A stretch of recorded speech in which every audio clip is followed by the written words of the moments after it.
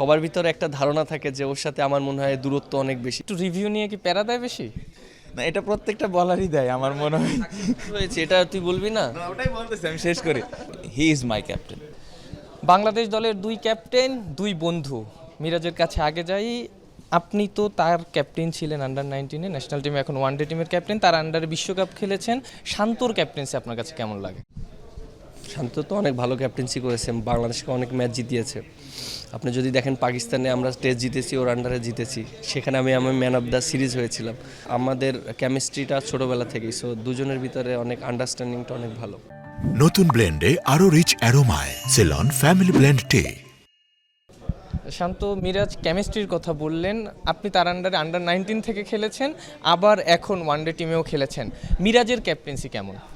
আমি অলওয়েজ একটা কথা বলি, মানে সে আমার ক্যাপ্টেন। আমার এজ লেভেলে আন্ডার-15 থেকে যদি শুরু করেন তাহলে সব জায়গায় ও ক্যাপ্টেন্সি করেছে এবং আমি স্টিল বিলিভ করি যে হি ইজ মাই ক্যাপ্টেন। চিন্তাভাবনাটা খুবই একই রকম মিলে যায়।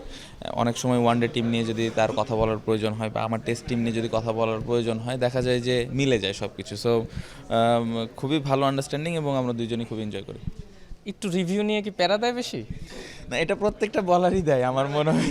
কি হয়েছে এটা তুই বলবি না? না, ওটাই বলতেছি, আমি শেষ করি। প্রত্যেকটা বোলারই কিন্তু এই জায়গায় একটু এক্সাইটেড থাকে, এটা দোষের কিছু না, শুধু ও দেখে তা না, যদিও এটা আমাদের সোশ্যাল মিডিয়া অনেক আসে, বাট রিসেন্টলি যদি আপনি দেখেন সে কিন্তু সাকসেস। বেশ কয়েকটা মানে লাস্ট সিরিজে বেশ কয়েকটা ডিসিশন নিয়েছিল এবং এই জায়গায় খুব ভালোভাবে সে ডিসিশন নিতে পেরেছে, বাট আমি এই জিনিসটা এনজয় করি মিরাজের।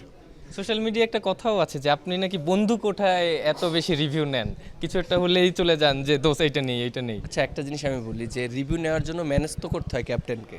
তা আমি যদি ওকে বলি, ও আমার উপর সেই ট্রাস্টটা আছে, সেটা রং হতে পারে, সেটা রাইট হতে পারে, বাট ওই ট্রাস্টটা আমাকে করে, এর জন্য কিন্তু রিভিউটা নেয়। আর আপনি যদি বলেন যে হ্যাঁ, ফার্স্টের দিকে আমি রিভিউ হয়তো 10টার ভিতরে আমি 6টা ফেলিয়ার হয়েছে, 4টা কিন্তু সাকসেস হয়েছে, এবং এবার যদি আপনি দেখেন এবার কিন্তু ম্যাক্সিমামই সাকসেস হয়েছে। সো আপনি তাহলে কেন বলবেন এবার আমি ভালো করছি? সো খারাপটাকে খালি সামনে আনবেন, ভালোটাকেও সামনে আনবেন। বন্ধু হিসেবে শান্ত কেমন? খুবই ভালো, এবং সবার ভিতরে একটা ধারণা থাকে যে ওর সাথে আমার মনে হয় দূরত্ব অনেক বেশি। সো এই জিনিসটা যারাই এটা বলে এবং যারা এই জিনিসটা করে, এই জিনিসটা খুবই বাজে কাজ করে।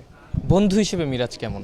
খুবই ভালো, আমার মনে হয় খুবই হেল্পফুল এবং সব থেকে ইম্পর্টেন্ট যে জিনিসটা, যেহেতু আমরা একই টিমে খেলি, টিমকে হেল্প করার জন্য যে যে জিনিসগুলো করা দরকার, কোনো ডাউট ছাড়া, কোনো চিন্তা ছাড়া ওটা টিমের জন্য করার চেষ্টা করে। সো অ্যাজ এ ক্যাপ্টেন হিসেবে এটা আমার জন্য অনেক শক্তির একটা জায়গা এবং আমি মনে করি যে এরকমই প্রত্যেকটা ক্রিকেটারের হওয়া উচিত।